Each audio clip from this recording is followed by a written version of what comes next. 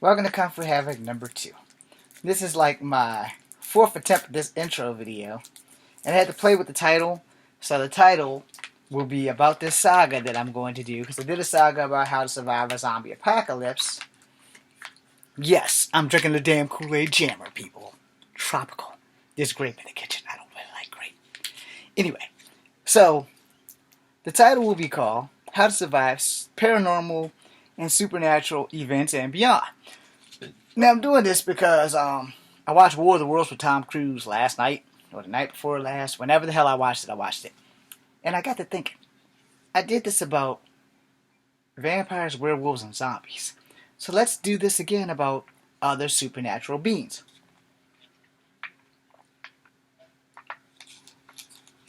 Which we technically cannot prove that exist or not. And basically, we're going to go with movie canons and stuff like that. So I'm going to do the saga between 5 and 7 videos of probably each one in each subject. So, paranormal. I'm still working on that, and supernatural. They're kind of the same thing.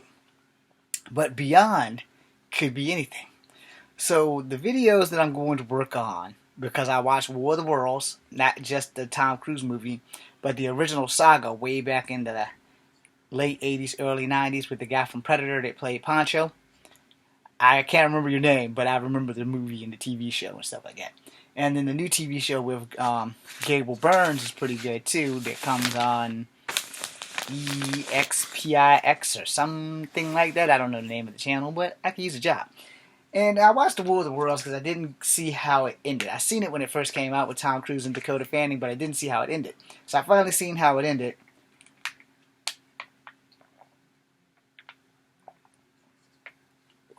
For the most part, it was a happy ending. And, it was a really strange adaptation, which was cool. Tom Cruise fighting aliens. Who would have thought? But then I also saw, what was it, Edge of Tomorrow or Return to Tomorrow? Whatever movie it was when he kept going back in time, based on a manga. Anyway, that has nothing to do with this video, but because of War of the Worlds and me watching it, that's what's leading to this video. So this is like my second intro and my 4th attempt at this intro as I drink this Kool-Aid Jammer Tropical Punch.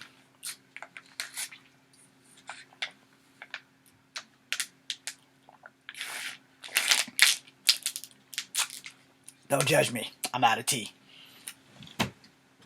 Anyway, so if you watch the saga of vampires, werewolves, and zombies, which I probably should have put it in order, which would be zombies last.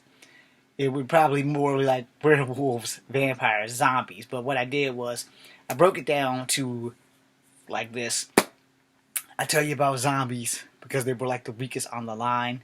And then I tell you about vampires because they're like the strongest on the line. And then I tell you about werewolves because they were the wild card. And then the last 2 videos, I told you what their common connection was. Which their common connection is really simple. A bite. A bite from a werewolf turns you into a werewolf. But there's no candid cure on how to turn back. Where a bite from a vampire turns you into a vampire, but there's a limit of bites. The vampire has to turn you. He can't turn you with one bite, depending on what movie lore you're going with. But there are many different vampires, where there's not that many different werewolves unless you go with the Howling series, which I also pitched in on. But for the vampires, for the most part, the vampires spawn the werewolves to protect them. However, something happened and there was a war between them and all that crap. And as for zombies, if you're slow enough to get bit by a zombie outside of the World War Z zombies, you kind of deserve it. But I'm just being a dick on that. But yeah, the one thing that they all have in common is they have to bite you to transform you. The thing with zombies, though, it takes a zombie bite longer to infect you. It also depends on what movie lore you're living in, because some people are immune to zombies. Henceforth, Z Nation. But, the human body is funny like that. But, no one is immune to a werewolf bite, and no one is immune to a vampire bite. Which was something I couldn't understand, because those are the 2 strongest, but a vampire can create a werewolf, but a werewolf can't create a vampire. That makes sense. And again, I'm gonna throw this back to the Ghostbuster cartoon when they went to Lupusville. I'm sure you guys have no idea what that is, but Egon, Ray, and Peter, and I think Winston went to this place called Lupusville to hunt down a ghost. But in the midst of Lupusville, there was a vampire and a werewolf war in the city.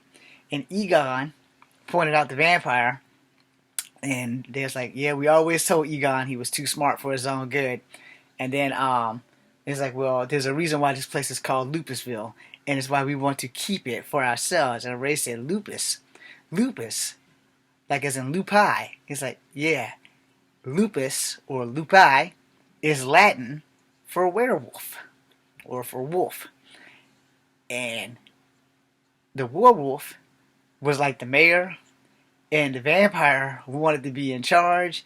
And he said, Ray, you know what happens when a werewolf bites you? He said, yeah, you become a werewolf. You know what happens when a vampire bites you? Yeah, you become a vampire. And you have to give it up to the Tobin spirit guide. Anyway, I don't know who Tobin is, but he's a badass.